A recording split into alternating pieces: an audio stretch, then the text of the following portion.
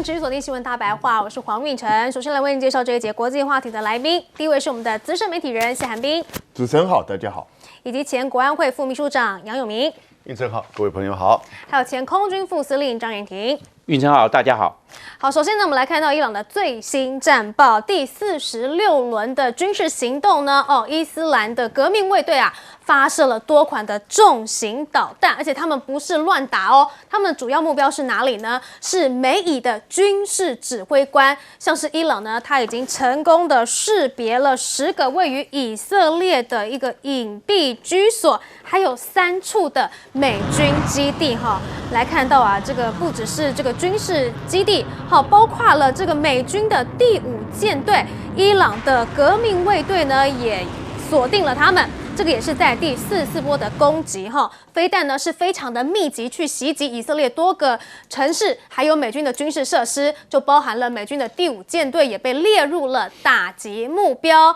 而且呢，现在伊朗的飞弹呢也去轰这个沙乌地哈，美军呢有5架的加油机呢就在这个袭击当中受损了。我们来看到，这是《华尔街日报》的报道，说呢，美国空军位于沙烏地阿拉伯的苏丹亲王空军基地也遭到了飞弹袭击后，导致呢停在那里的5架空中加油机都受损了。好，可以看到美军是疯狂的被伊朗给轰炸，所以这个时候呢，赶快再调派兵力去到中东。来看到呢，美国方言就说了，美军已经下令第31的陆战队远征支队的2500名陆战队员，还有迪黎波里号呢2栖突击舰，通通都去支援中东。那这也是开战近2周来最大规模的一个兵力部署，而且呢，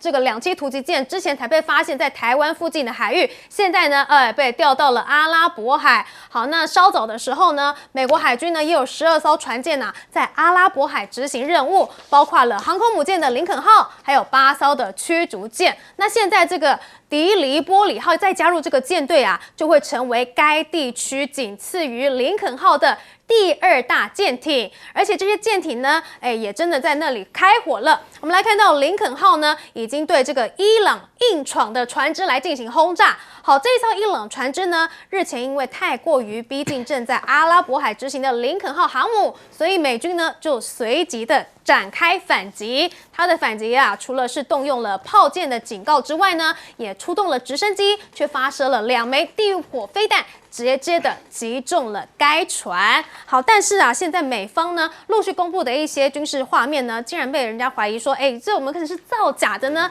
因为这个影片的这个画质有一点不自然哈。来看到美军12日公开的一段空袭影像，这段影像显示伊朗机场内呢提放了3架的军用机遭到轰炸，但是大家就质疑了这个影片很多疑点啊，像是它的画面帧数太高了，火焰还有浓烟呢都没有在热成像画面上面造成高等反差，所以这有没有可能是一个假画面呢？但是川普也没有在担心说不敢用这个假画面啦。像呢白宫最近呢又释出了一个新的宣传影片，是怎么样？是把这个任天堂的经典游戏 Wii Sports 好跟这个美军精准轰炸伊朗的活动来进行一个影像来剪混。我们来看到这个影片，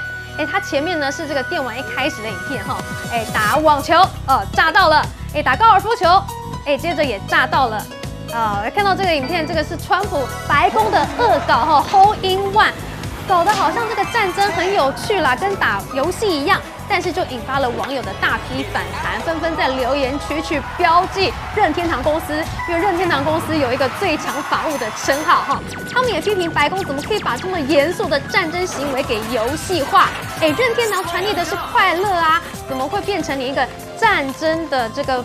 愿景呢？好，所以现在不仅仅是这个宣传影片啊，川普好像想要制造这个胜利的假象，不惜用这样子的影片来剪接。他自己也活在自己的世界里面，不断的跟世界去宣传什么，说呢伊朗即将投降。好，川普是在11日呢跟 G7 的领袖通话时强调，美军代号这个史诗怒火的军事行动成功铲除了威胁世界的毒瘤，还断言伊朗因为领导层混乱，很快就会投降。他的这番话马上就被伊朗的新任领袖给打脸。好，他说呢，他准备要来进行长期抗战，誓言要透过这个持续的战斗，向美国还有以色列复仇，甚至威胁要攻击中东地区的美军基地。好，所以我们回过头来看现在伊朗的第46轮军事行动，是不是对于美军呢真的造成了一个重大的打击呢？先来请教杨永明教授。伊朗在3个层面现在对抗美军跟以色列，还有海湾各国，它占有一种不对称消耗战的优势。这个不对称在3个层面，第一个是军事，第二个是地缘，第三个是能源。军事的层面，你看，就是伊朗现在已经第46波的飞弹跟无人机，有时候单独无人机，有时候交错，然后攻击美国在这边的基地以及以色列特拉维夫。那所以，那事实上整个46波打下来之后呢，现在你看到伊朗它的资讯很快，它打得很准，往往同时不要忘记，美国跟以色列大概反拦截的飞弹已经都快用尽了。所以要从日本、韩国去调，那可能还在路上。所以这种不对称现在把美国在这个区域原来部署的，说有5万人但是呢打得有一点不知道如何招架，使得以色列跟现在海湾各国都禁止拍那些影片，连就是电视台去拍都会被禁止，因为不准去传播太多这个区域受到战损的情况。第二个，伊朗的就是不对称呢。就它在这个地缘上的不对称，因为它在这地理，你跟以色列距离1000公里，你不可能有地面部队的往来。但是呢，你要但是在它的无人机跟飞弹攻击的范围之内，同时因为它又非常的大，人口有将近1亿人在这边，又是高原的地形，美国绝对不敢打地面战争。难道阿富汗跟伊拉克，美国还没有学乖吗？川普很了解，所以这个地缘的位置，再加一个，它的地缘上又控制了荷姆斯海峡。它有地缘上的这种不对称的优势。第三个就是在能源上，伊朗现在既然我这个49位高层都被你炸死了，他的最新的最高领袖现在也可能是受伤，所以呢，他就要求复仇，控制荷姆斯海峡，要造成你能源上的危机，来对你美国的决策者以及以色列施加压力。所以这种不对称你现在怎么去解套？看起来美国现在用3个方式。第一个，他用强势的军力，他现在说要派更多的部队，2栖攻击舰前往这整个中东地区。可是问题是，你一接近就可能会变成被攻击的对象，不管是第几波的这种飞弹无人机。第二个，美国要强烈的威胁，也就是说，你打我，我会反击你。现在伊朗已经被你打得只剩短裤了，他还怕你穿西装的。第三个，美国说，那我就跟你玩这个胆小鬼游戏，也就是 chicken game， 到最后谁敢真的全面性的进攻？你觉得会是谁呢？你觉得美国敢全面性的进攻吗？所以这个情况，我觉得目前川普的这个反应的作为不是一个真正的解决之道。好，伊朗成功袭击到了这个美国在这个中东的加油机这对于美军的中东防空网会不会造成一个非常严重的漏洞呢？我们请教张将军。我认为美国犯了3个战略错误。第一个错误，他不应该逐次投入。孙子兵法有讲，胜兵先胜而后求战，败兵先战而后求胜，刚好颠倒。那现在他本来应该把整个态势摆出来，胜兵先胜，结果现在变成要逐次投入，海军陆战队要调派2500海军队上来，那这个劳师远征海军队要过来，不管是走海运或者空运，还有他的后勤补给设施，这可久的了。后勤补给可能要走海运了，因为这个项跟量蛮大的，那你变成逐次投入那就不利整个战局的发展。所以这个战略判断错误，这个逐次投入造成美军没有办法一举奏效。当然也没有，他虽然狙杀了伊朗的高层，但是却没有引起内部的整个的一举来揭竿而起，把这个神权政治给替换掉，没有。战略判断严重错误。那第二个战略判断错误就是呢，情报失灵。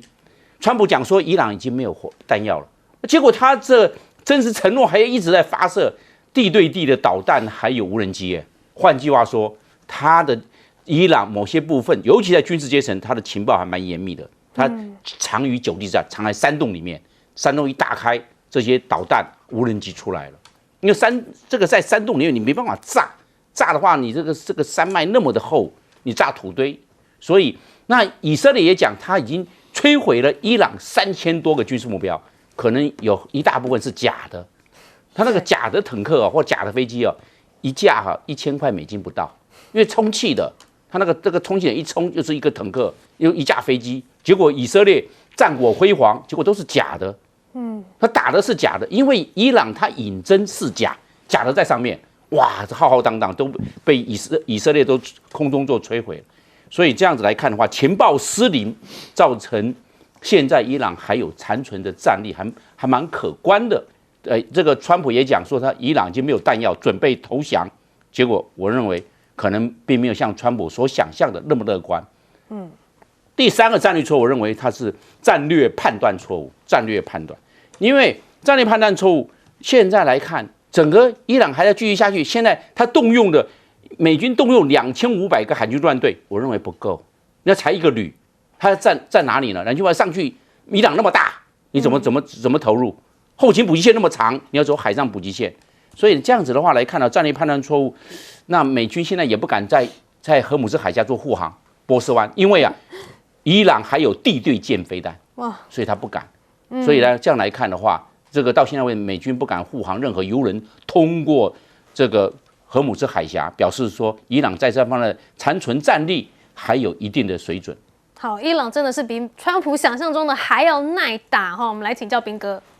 现在这个加油机被炸，其实就让美国很麻烦了，也就是这会直接影响到他的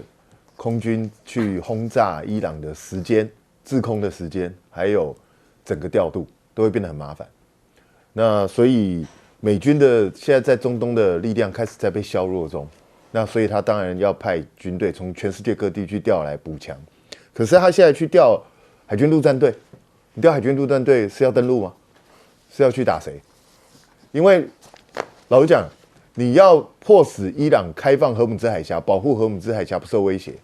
你恐怕只派个2500人去是达不成这样的任务。那如果是他们之前所说的要进入这个伊朗，然后深入伊朗去把他这个浓缩铀带走，让他再也没有这个制造核武器的能力，恐怕没有这么容易，因为这个伊朗的核设施在很内陆的地方。那你如果进去的话，你有办法全身而退，而且你怎么知道那边不是个陷阱？他就等着你来。所以这个看起来美国是想要用这种动作去对伊朗施压，告诉你说我要动真格了。可是老实讲，恐怕伊朗现在不太容易被你吓到。为什么？因为伊朗其实基本上他现在打法就是我豁出去。对啊，我跟你拼到底，我把所有的家底全部拿出来跟你拼了。所以他已经没有他的想法就是我不能把你赶走，我就是被你歼灭。我觉得伊朗现在的想法就是这样。所以当你面对这样一个敌人的时候，恐怕你就麻烦大。因为过去伊拉克战争的时候，就是美国入侵伊拉克，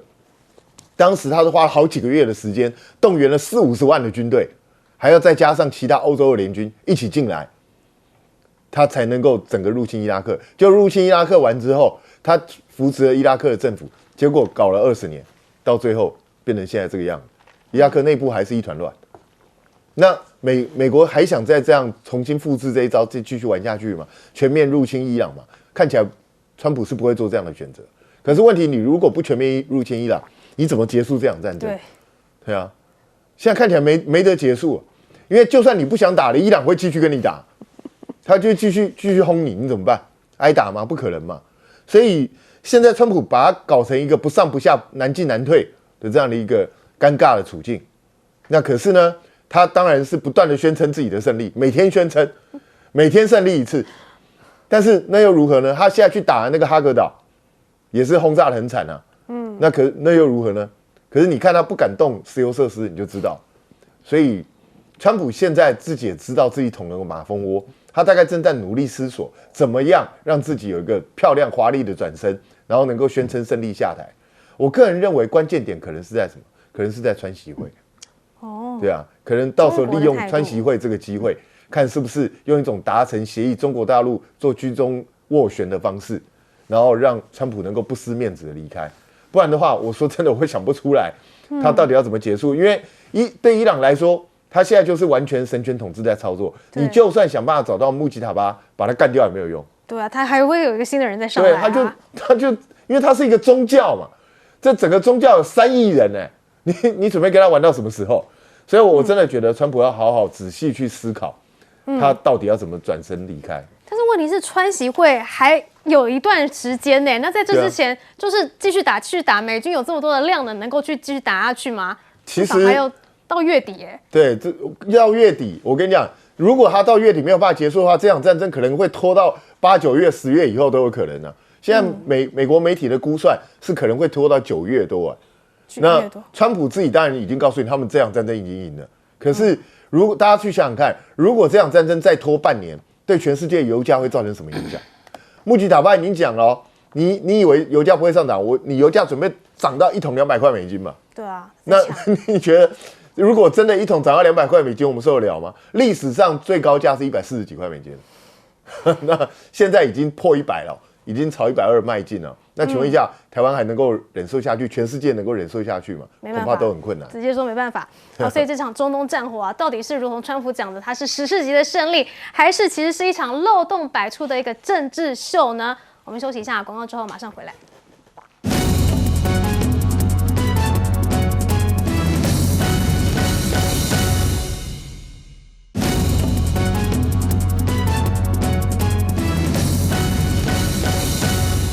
每一场战争啊，都说以色列想要继续把伊朗给全部灭国，但是以色列现在呢，自己也是被伊朗攻击的非常惨。来看到呢，伊朗呢有30枚的超重导弹去袭击以色列，这个是伊斯兰革命卫队声称的，说呢他们正向以色列发射了30枚重达1、2吨的超重型弹道导弹，这1、2吨重啊，已经形成了一个小山了哈，非常的多。那么他们也说啊，这个导弹呢是成功突袭击中了以色列特拉维夫附近，现场呢也不断传出了爆炸声，多处都发生了大火。那么这次的行动呢，造成了以色列重要的空天监控系统呢被摧毁了，而这也是目前为止对以色列最猛烈的一场空袭行动。而伊朗内部呢，现在呢反美反以的情况呢，士气呢也是更加的高昂了。所以来看到呢，伊朗圣城日游行呢，非常多的人呢都出现了集中在这个德黑兰的市中心。好，来看到他们反美反以高举伊朗的国旗，谴责呢美以对伊朗的军事行动，现在都在抗议了。但是根据报道显示呢，在集会游行的附近我们看到这个画面，竟然是传出了很多的爆炸声响，而且呢，远处也可以看到产生了一个巨大的浓烟冲天而起，有1名女子身亡。好，但是在这样的情况之下呢，战争还是持续的继续下去，而且川普还扬言他要摧毁伊朗的恐怖政权。来看到他的最新发文，他说什么？说呢，美国正在军事、经济以及各方面全力的去摧毁伊朗恐怖政权。说我们拥有无与伦比的火力，等着看这些疯狂的人渣的下场。我正在亲手消灭他们，还说这个是莫大的荣幸。而且他现在也发飙了，他说要炸毁伊朗的经济命脉是哪里呢？就是哈尔克岛。好，他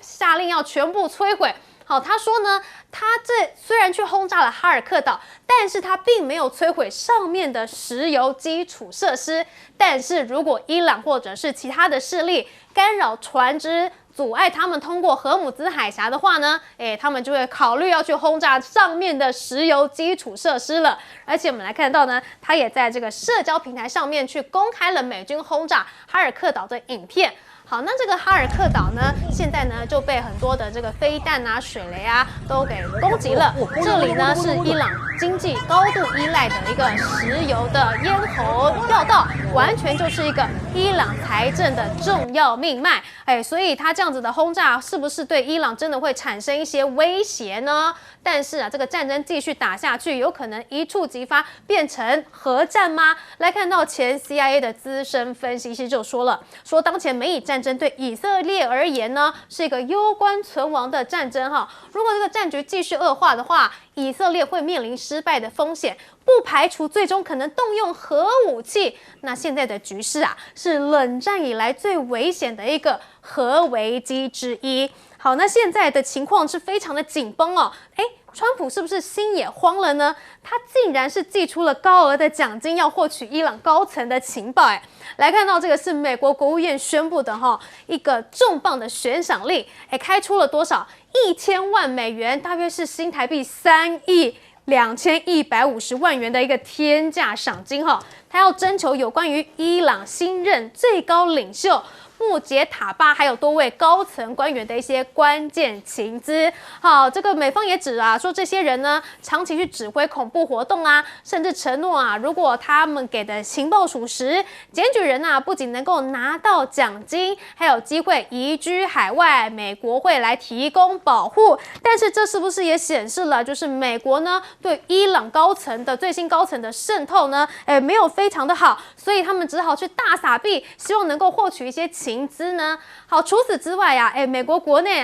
竟然也开始了这个新闻反制。来看到这个白宫竟然声称说呢，穆杰塔巴的声明不能播，你 CNN 怎么一直去播呢？好，白宫在社群媒体上面发文说什么？说呢，假新闻 CNN 刚播出连续4分钟不间断的伊朗国家电视台内容，说这个是精神错乱、嗜血的政权，47年来以残杀美国人为荣。那你这个时候去播放，你是不是呢想要去宣扬伊朗的这个对外宣扬呢？好，但是呢 CNN 就说了，说这是因为全世界都在关注这个战争的走向而且这个是伊朗最高领袖的一个新的声明当然是有报道的价值，所以才会去播的嘛。你怎么会说我们这样子是在宣扬伊朗的价值呢？好，现在白宫真的是一团混乱传出了这个自己的内部呢也是有激烈的角力，包括了有3方的势力都要抢攻川普的耳根，希望能够去左右这个战局这个是路透社的报道，说呢各派系的幕僚呢都不断的在竞争，想要去影响川普的决策走向，导致什么？这场自美国自2003年伊拉克战争以来最大规模的军事行动，竟然陷入了一个非常难以收尾的困局。好，那这3方势力分别是什么呢？分别是经济跟政治顾问，还有共和党的鹰派，以及川普的民粹支持者。这3方呢各自为政一下说要打，一下说不打，然后现在搞得川普呢到底战争的目标是什么也不清楚。但是呢，美国学者就指了，可能会逼川普停火的条件曝光了，那是什么？那就是对全球经济的影响。来看到这个是美国的大学教授说的，说伊朗的攻击目标不只是能源供应也正在从阿拉伯半岛的2侧去夹击全球的经济，并且呢准备要尽可能去拖长这场经济战，迫使川普政府呢透过谈判来止战。好，所以现在看起来不只是以色列伊朗还有美国都面临了这个战争上面的压力，这就是他们的底牌了吗？他们还有办法继续去这个继续打下去吗？我们来请教这个杨永明教授。今天《纽约时报》登了一篇文章他就说这场战争是一个人的战争，哪一个人的战争呢？大家以为是川普总统吗？不是的，是以色列总理内塔尼亚胡的战争。内塔尼亚胡在政治30多年，他从来就是对整个中东，特别伊朗非常强硬，而且要使用武力。那他不断的在透过各种的方式来去影响美国的决策。在2024年的时候他就用了2次，那个时候是拜登总统时期，一次是去打在叙利亚的伊朗大使馆，一次是打德黑兰的哈马斯领袖。结果呢，造成了双方飞弹交换，可是美国的拜登总统呢没有被卷入进去。可是当川普2回来之后啊，你看川普已经连续2次因为以色列而被卷入到战争，一次是去年6月，以色列跟伊朗打了大概11天的飞弹，其实特拉维夫已经是非常危险，已经大概拦截飞弹都没了，所以他就去打，美国就开始在打伊朗的核设施。你打伊朗的核设施，也许还有理由，那没有真的在被卷入。同时，哈梅尼大概也基本上，哈梅尼是个温和派呀，我是觉得，否则他搞核武不会搞那么久，搞到后来什么都没有，还被你打掉。那现在呢，他又被以色列的引导，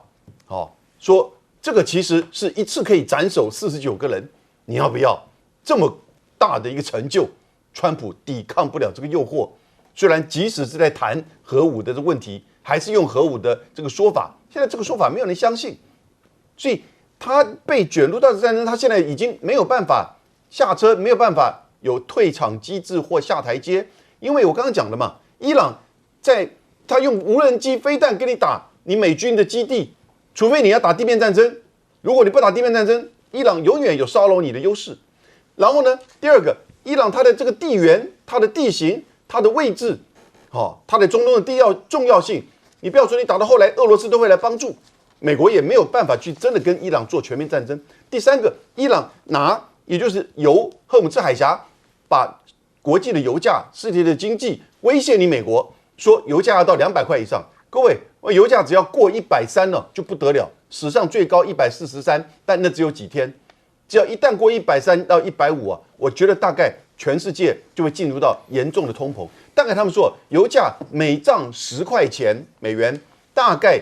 世界这个通膨啊就会受到0.2%的影响。所以现在面临的问题是，川普现在被卷，应该说他自己决定进去，现在呢，他几乎不知道怎么去退场，只好不断的在他的 在Truth Social 上面不断的去宣称，而且还用那种可能是假造，或者是用这个 We 的方式呢来去宣传自己的胜利。可是事实上呢，这个胜利真的是在往哪一边倾斜呢？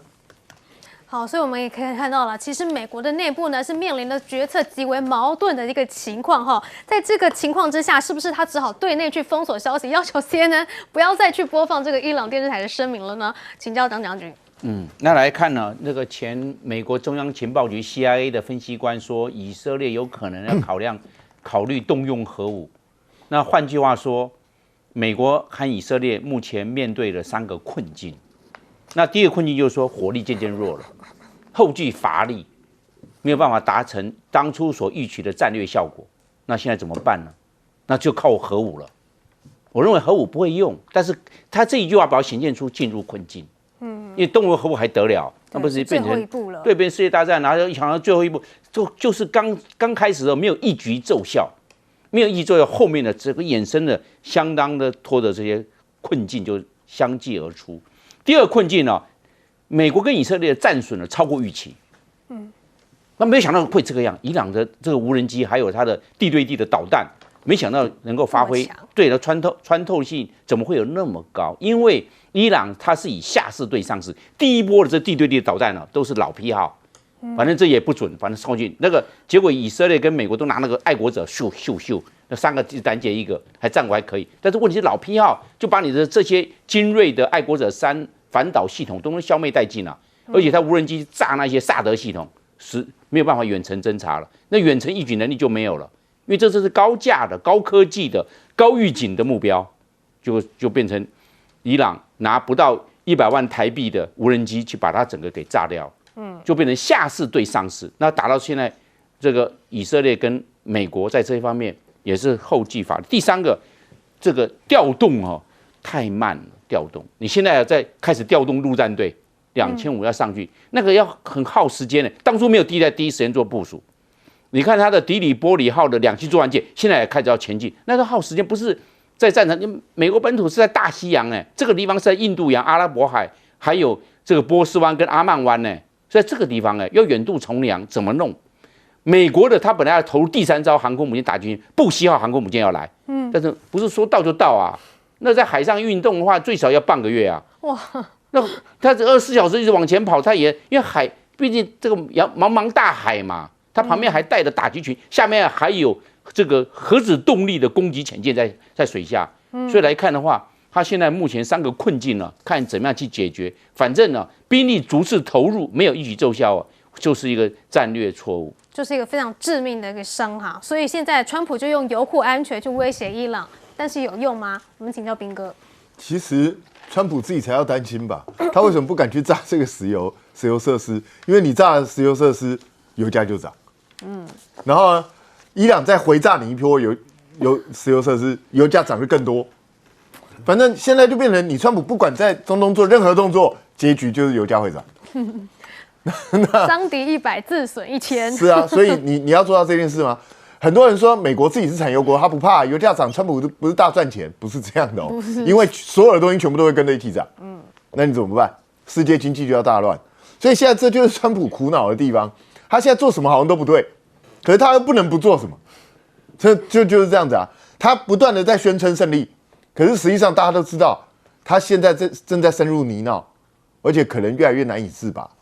他为什么会去要求电视台不准播这个穆吉塔巴的声明？你知道为什么？因为川普每天都在电视前吹嘘我赢啦，他已经被我打挂啦，我们已经胜利啦，怎样怎样。结果你再公布这个声明，不是代表伊朗人家根本第一个没打算投降，第二个跟你所有的回击，而且伊朗还提出条件呢，要求你美国如何哎，要赔偿我伊朗。是啊，所以你公布的这个声明就等于向全世界证明那个川普又在胡说八道。不是吗？那这种东西久而久之对川普的威信当然是大受影响，所以他们现在才不愿意电视台去公布这些东西。但是问题是电视台公布不公布，摆在眼前的就是荷姆斯海峡还堵塞在那个地方，你就是过不去，然后油价就是一直在涨，然后你还是吃不下伊朗。你虽然这个看起来把伊朗炸得很惨，没错，但是你自己也越被炸越惨了。就很简单的一件事啊。现在以色列开战的时候，他对这个伊朗的飞弹防御大概都90%几，很少飞弹能够掉到地上来。现在越来越多，为什么？因为以色列自己的弹药越来越少，他能够防御的地方越来越小，所以他现在都只能够在最重要的战略目标旁边布防，然后那一些比较次等的目标他防不住，因为他没有这么多的弹药去防。那结果呢？伊朗就是要等你这个东西啊，他知道面对以色列最先进的防空系统，他要突围的几率不高。可是，当你为了保护自己的弹药，你不得不准节开支的时候，我就炸那些你认为次要的地方。你要知道，长期这样炸下来会不得了的。以色列的民众不恐惧吗？不愤怒吗？一直被炸，所以我觉得这个对纳坦雅胡来讲也是影响非常大。所以等到现在，以色列的空天监控系统真的也是被炸毁了。那接下来这个战争以色列也就难打了。我们先休息一下广告之后马上回来。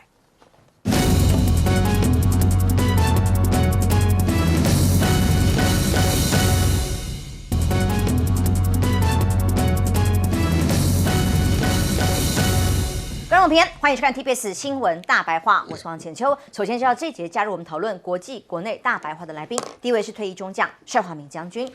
主持人好，各位观众大家好。台大哲学系教授苑举正老师。浅秋好，各位观众朋友大家好。政大国关中心兼任研究员严正生老师。主持人好，各位观众大家好。伊朗战事已经持续了2个礼拜了，川普想要他口，但是来来回回的不同的说法，更证明了这个他口也不是他说了算。因为最新的几个战场所传回来的消息，包括了美军 KC-135才刚刚坠机而已。《华尔街日报》再度的引述2名美国官员的这个报道说，沙特阿拉伯自己苏丹王子空军基地也被遇袭，放在基地里呢有5架美国的空军加油机直接受损，目前还在维修，虽然还不至于整个报废被炸烂但它必须维修的话，人员也没有受伤，接下来的战力当然会被一定程度的影响。不过，美国中央司令部是拒绝回应的而 KC-135这一架加油机坠机的消息，我看到好多种不同版本的报道，有说对撞的，有说直接坠落的啦。那当然，在美国中央司令部证实是有6名机组员全数殉职。这个事件当然也让整个美军死伤人数往上攀升，但理由是什么？美方的说法说，还在调查，可以确定不是敌人，就是不想长伊朗志气，不是伊朗打的，也不是被友军误伤，那是为什么呢？但是伊拉克的革命禁卫军就说，这架美国军用加油机是我们打下来的。NG 美国媒体的报道目前加一加，一共有13名美军已经在对伊朗的战事当中不幸身亡，那还有200人受伤，10个人重伤。所以当国防部长赫格塞斯被问到这个问题的时候，居然没有办法给答案。看看这段访问。How many American casualties have there been, and where were the American service members when they were injured? I mean, it's a bunch of return to duty. So we've had the large majority have gone in for some medical treatment and returned to duty. Yeah, it's clarify those numbers rather than saying KIA or WIA wounded. Be more clear about that because the overwhelming majority, almost 90%, thank God, are returned to duty. Minor injuries returned to duty. 对，其实记者问的很具体，是多少人死亡、伤亡？这个数字居然部长就说大部分人没事啊，看旁边，然后说是感谢上帝，说这个人大部分都已经回去上班了。那其他人呢？死亡的人呢？难道的命不是命吗？那以伊朗目前像中央司令部发言人公开讲的讲法美军把加油机坠毁描述成技术故障，士兵死亡就说只是轻微脑震荡等等，对福特号航母的伤亡也视而不见。他们认为这些情报根本就在美化。恶意的在把相关的资讯给压制下来吗？其中像外媒土耳其就有媒体的报道了，他的报道是说，在空军基地上面，位在土耳其东南部的这个地方，就有驻扎美国驻欧空军39联队，这里就有北约反导预警系统发出了爆炸声，被攻击。那么美军基地陆续那么多地方攻击，但现在这个资讯不对等，就是说不见得消息出得来，因为被封锁了。美军被攻击就当作没事吗？其中2个礼拜以来呢，伊朗的攻势呢已经造成了美国近40亿美元的军事损失，这是可公布大家知道的。因为呢，光是美国所谓史诗狂怒行动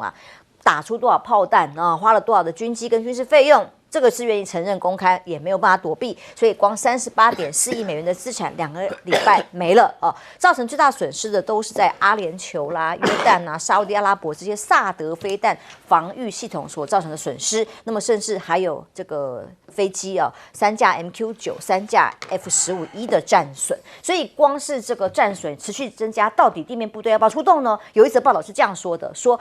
美军已经增派2500名的陆战队员增援中东，来自于第31陆战队的远征支队的人员，还有在日本的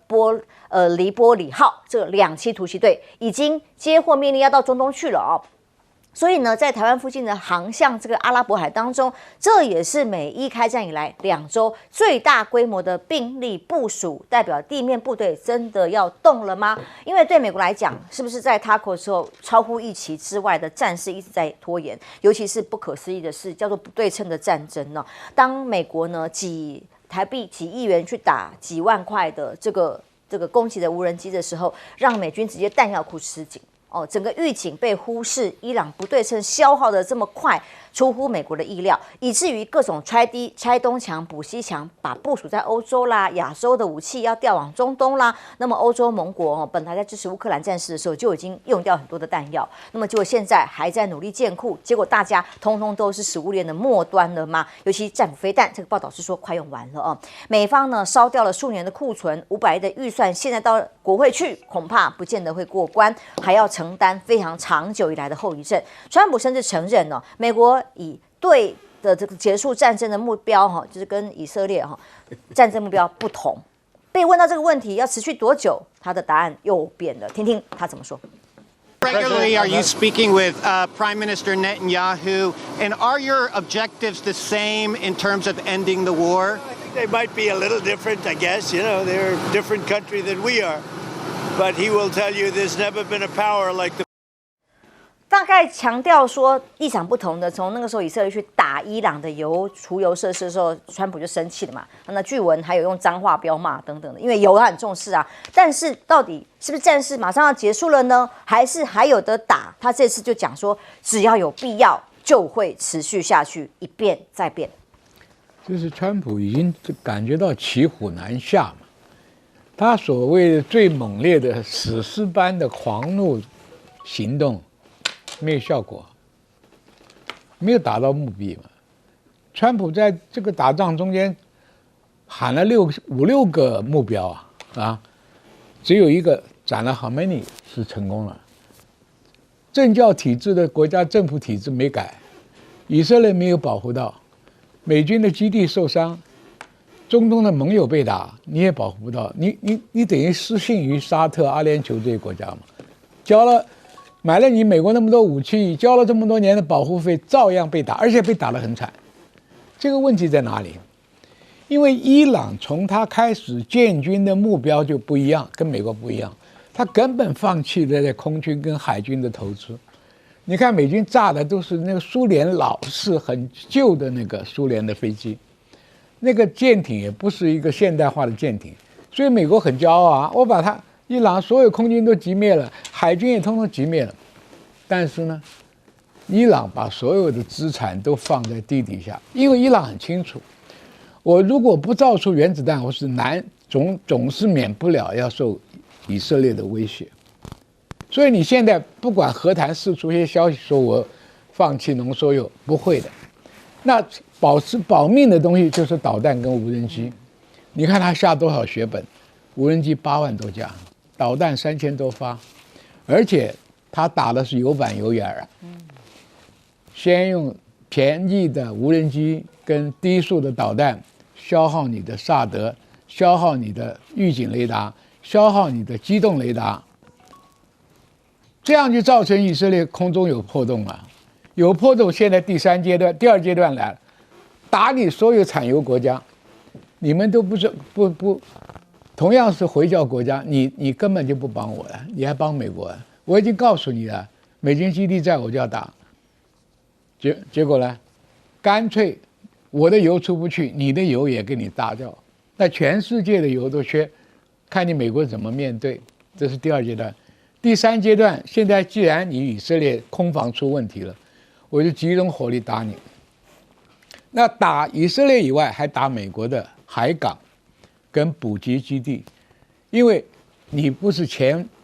5、6天史诗般的狂击吗？2000多次攻击，5000多个目标。那我请问，美国的船上还剩什么？一条伯克级也是有56发战斧飞弹，你就算4条飞弹驱逐舰好了，也不过多少，240发，打个几天下来，你船上没有飞弹，那你要补充飞弹，要到港口去补充，港口怎么补充？港也被炸，所以林肯号已经是空的，再加上油田被炸，巴林的美国最大的油库被炸，飞机也缺油。所以今天你看到16架 KC 加油机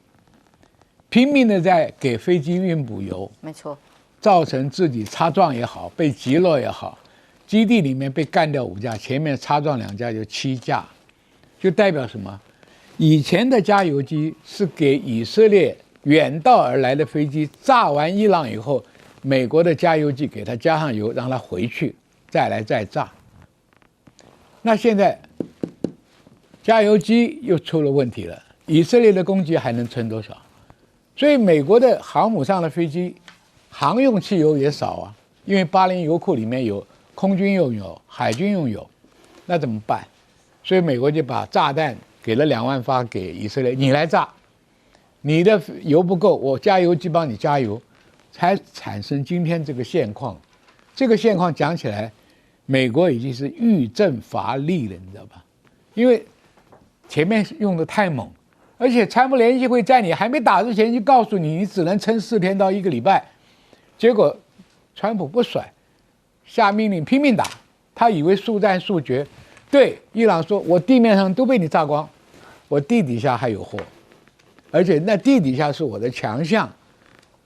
所以你现在看，重达1吨重的跟集束炸弹的都在炸以色列。我敢讲，以色列现在很惨，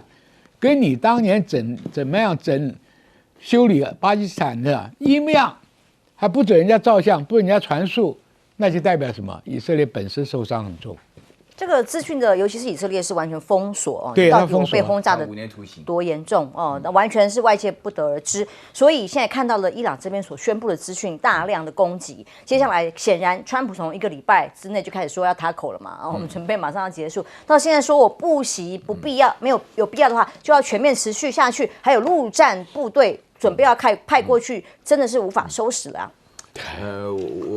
我讲啊，那个我听到那个消息，就特拉维夫现在跟加沙走廊差不多了，被炸一塌糊涂了啊。那这个大家要了解。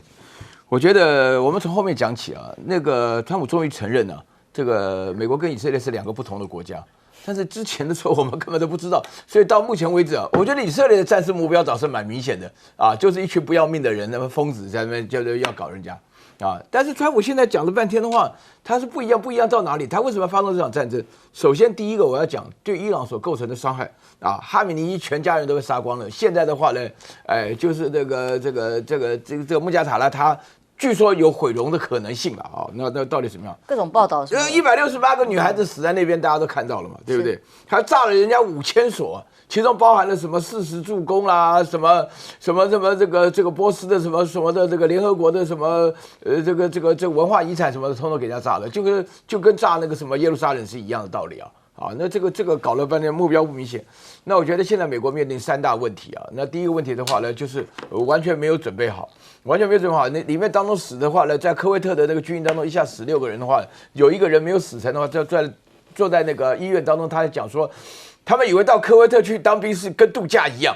结果后来搞了个半天的话，那个无人机飞在头上的时候，慢吞吞来丢一个炸弹，才突然发现啊，他的弟兄们都死掉，他是活下来，他很难过啊。那这样子去，那另外的话呢，美国最怕的死人，那个时候就有那个越战期间，就是当尸体一个一个尸体包送回来的时候，哇，那个国内闹得简直一塌糊涂。我那个时候征兵的时候，我在读书认得很多那个美国人逃避兵役跑到加拿大去的，那时候闹得一塌糊涂啊，那简直是不能想象。啊，那今天的话情况一样，还是才会支支吾吾、吞吞吐吐。这是第一点。第二点的话，美国的弹药的话呢，这个弹药前后的消耗，因为大家要了解啊，美国人财大气粗啊，打起仗来哒。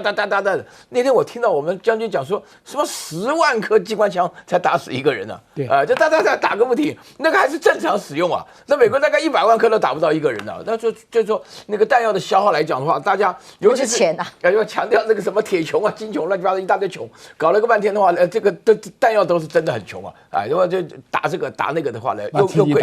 把自己打穷了，因为这个的确就这个问题，所以这是第2个问题。人命关天呢。对，另外那个第3个问题的话呢，我觉得呢，接下来我感觉上很明显，伊朗就是一开始就要透过所有的力量，要打一场持久战，要打一场消耗战，这个完全都是在伊朗的计谋之中。而美国现在的话呢，想要避免持久、避免消耗，那他只好就是狐假虎威，说今天又我炸这个炸那个，然后要派出2500人，你派多少人，一到了伊朗马上被干掉。战略完全不同，伊朗就是要复仇，把战事拖延越久，消耗战对他们越有利。而美国想要提早结束，现在连跟以色列两方的立场跟想要的战略目标都已经出现不一样了。本来就是美国的这个战略目标啊。就是我觉得有一个美国的学者分析得很好，他说就是美国常常在觉得他自己，川普不是在讲嘛，没有一个那个力量比我们美国的力量更大，他觉得他这样子一打，大概就会伊朗就会有人揭竿起义了啊，然后这个哈米尼死掉之后，这个政权就翻覆了。他真的是陷入了啊，我这个学者讲的叫做 escalation trap。就是战事会升高的陷阱，因为你开头低估了，你觉得一下就可以处理完了，结果没有处理完，那后面就战事会不断的升高。刚才简秋你也讲到说，可能这个陆战队啊，这个2500名好像是从Okinawa 从这个琉球这边啊要调过去，就表示是说你当时一开头的估计是错误的啊，就是这样的一个escalation 这个战事会上升的这样的一个陷阱，确实川普是掉进去了。那当然，我觉得川普不仅是他自己的问题啊，他就是一个滚动式的决策，滚动式的改变他这个战略的目标，然后滚动式的对外的说法也不一样啊。最近终于说，哎，原来美国跟以色列目标不一样。那还有一个最麻烦的人叫做赫格塞斯，我看一个美国的评论说，赫格塞斯可能认为是在打 video game， 在打电动玩具啊，这个你这个咚咚咚一打，我永远打不完的嘛，哦，就那边在那里打电动，太天真了，所以他碰到这种真正死人的时候，他会忽然说不出话来了啊，我觉得这个是美国就是两个，一个是老顽童啊，一个是资格不符的，两个人在主导这场战争，所以我看不出有很乐观的情况。当然，伊朗你说是不是受伤很重，但他可以受伤，他的命，伊朗人的命可能跟美国人来比，我常常喜欢做这个比喻，这个是我从读过国际关系的时候，我老师就跟我讲过，他说美国人死一个人等于以色列人死2个。然后等于印度最后算到印度是500个，就是你要得到的那个新闻媒体，你是学媒体出身的，就是那个时候的报纸，它的那个版面的篇幅啊，大概有多大？那命这么不对等啊！那命是不对等的，所以伊朗人就想说，那我9000万，虽然你美国人比我多，可是我死掉的人数跟你美国人的比例上面，美国人是会受不了的。就好像以色列跟巴勒斯坦，我以前都认为是1:30，可是这一次在这个以哈战争当中，其实已经超过了就是大家对生命的感受是不一样的，因为我们未来也是一样嘛，台湾你少子化的情况，大家对一个年轻的生命的牺牲那个感受跟过去30年前是不一样，所以美国人现在我认为在校园里头已经会有一些反战的行动开始出来了。的确，伊朗一定超出川普或赫尔塞斯的预期，他可以撑这么久，同时还继续有战力。最新他们所发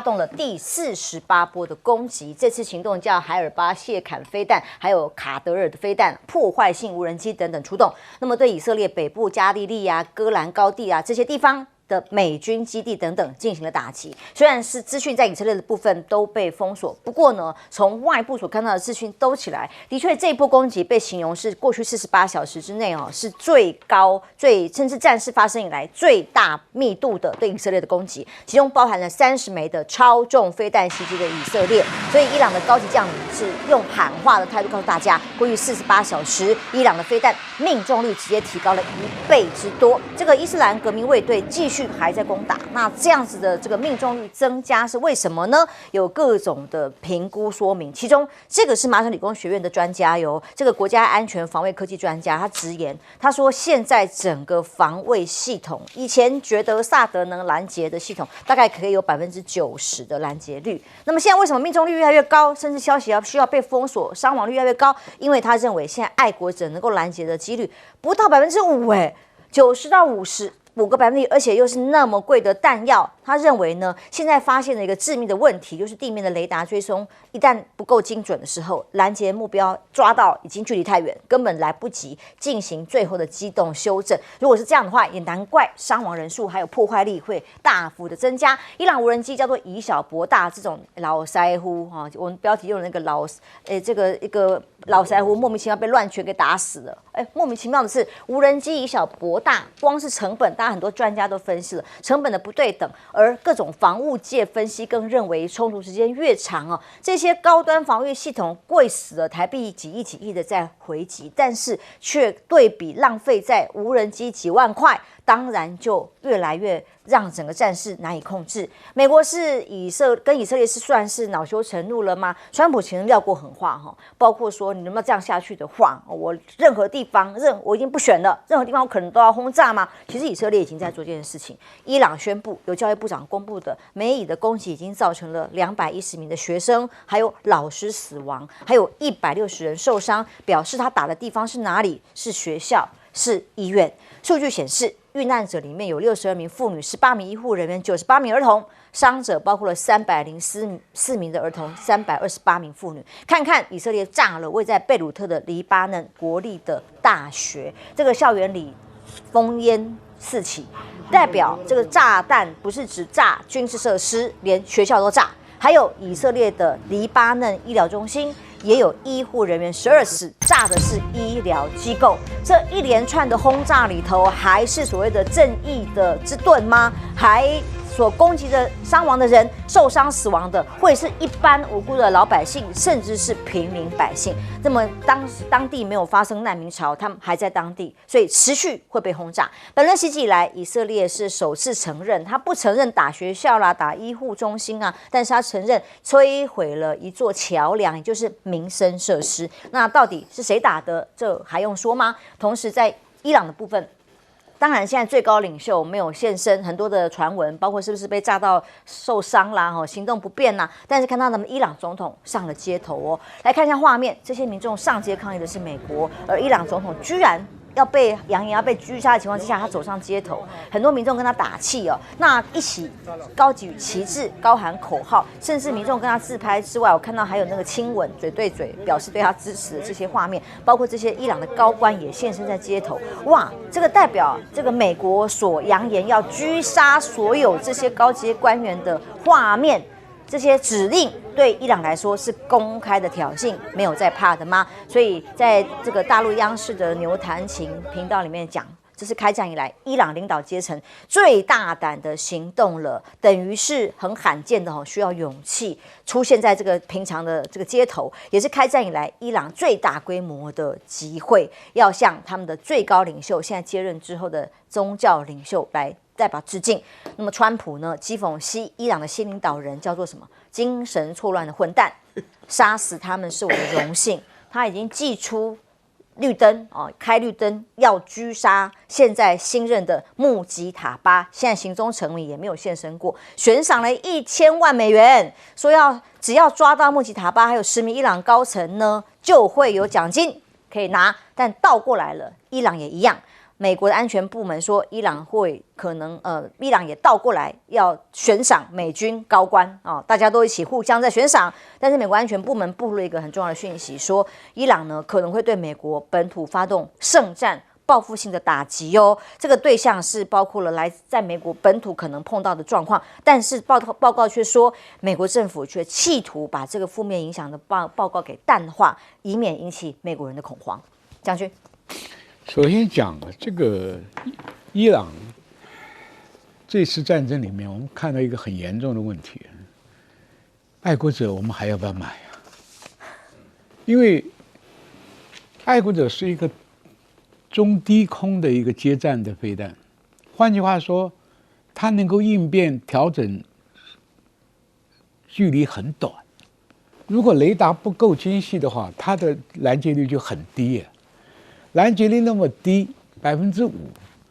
那几乎是没有用啊，没有用嘛，而且那么贵，300-400万美金呢，625万美金。所以我们现在还要买吗？而且我们喊了1-2年的非对称，人家伊朗给你看的就叫非对称，真的。你看，美国可以把伊朗所有的海军打光，把空军打光，因为伊朗没有投资啊。他投资多聪明，全部在无人机跟导弹上面，所以这个问题就是说建军的方向的正确，因为伊朗已经很早就知道，全世界最强的空军就是美国跟以色列嘛，我跟你拼什么东西，对不对？海军我也拼不过他，美国有11条航母，对不对？所以他把全部精力，这就建军他正确了。第二个，他很勇敢。今天被地表上的东西被炸成这个样子，总统带着群众游街，这个要很大的个子啊，勇气啊，对不对？他这一下将来说不定会取代了那个何梅利的儿子，对，就是那个，因为他不是完全政教系统的，但是群众会拥护他，所以这个问题啊，你看何梅利的儿子已经受伤了嘛，是不是？这个因为是革命卫队要拥护他嘛，因为革命的卫队为什么要拥护他呢？因为美国是你的杀父仇人，是国仇家恨，对不对？你会坚决的带着伊朗，但是这个总统将来不一定哦，他可能会在某些状况之下取得和平的意愿比何梅利那个儿子要强，这是一个我们可以看到未来的一个变化。第三一个。美国我们讲过，消耗战打的就是比库存。美国为什么库存比较惨？因为美国是靠中东很多国家的美军基地嘛。美国认为我自己空军最强，我防空能力最强，我没有去盖过地下油库，也没有盖过地底下的弹库，所以当伊朗的第3阶段的反击的时候，美国的油弹就损失很大。再加上最要命，它的弹都是最昂贵的弹，这个萨德1300万美金，爱国者400万美金，贵还不说，你制造还很慢呢。我造把步枪一天可以出来几千支，我造一个飞弹可能要花很久的时间，而且很多零件商有的公司都关了，像萨德系统的这个雷达站呢就没有办法，因为还有那个铺路爪，有钱都盖不起来，因为这个东西产品是很多年以前，现在很多零件公司都倒了，所以越打下去，美国的缺点出来。大家在战前都对美国，哎呦，全世界第一大强国，飞机好，导弹好，什么好什么好。现在问题出来，你只要因为你的库存不能够送到前线去嘛，战斧飞弹没打光了就要到港口去补充嘛，所以现在看起来在伊朗这边的油弹，在美国来讲都是双缺，所以再打下去啊，美国占不到便宜。现在所以只有靠川普学习莫迪斯的胜利。你看我们一打到没东西可打了，我还不该回家了吗？其实他讲过了，但做不到，因为而且派陆战队做个幌子，3000多人陆战队能干什么？没看到美国的陆军大举都集结动员，陆战队是开路的，不是到里面去打的。全世界陆战队不是这样用的。对。看得出来，川普的企图很早就讲了，伊朗早就被我打光了，他什么空军、什么军通没了，都没了我们马上就要胜利。可是为什么他突然又杀红眼呢？甚至还要说这个要悬赏，让这个精神错乱的新领导人要把他杀死，所有的荣幸等等，就是因为控制不住嘛。现在伊朗已经宣布圣战开始哦，要互相悬赏杀对方的官员之外，圣战开始，如果攻击到美国本土，这恐怕是川普绝对承受不起的。我跟大家稍微强调一下哈，这个战争呢，它的本质是分成2种了，一种是物理的，就是狂轰乱炸，那是物理的；另外是心理的，就是叫士气啊。但大家都知道啊，这个我们在这个中国哲学里面，孟子有讲这个义战呢，就是说如果说是打仗的理由非常正义正当的话，那个士气就会非常非常的兴盛了。你要了解啊，以前的话呢，就是在这个打不对称战争的时候，我在抗战的时候，我们有人抱着那个炸药包里面就钻到坦克车底下，那个就是一个士气非常高昂的一个状态了。那今天的话呢，美国打成了，美国脑袋中只有物理啊，就没有心理。我刚刚上一节我在问啊，美国到现在搞不清楚目的是什么。要打这个战争的话呢，里面的消耗各方面的。但今天有个消息，我要稍微厘清一下哈。这个 MIT 的这个专家讲说，如果爱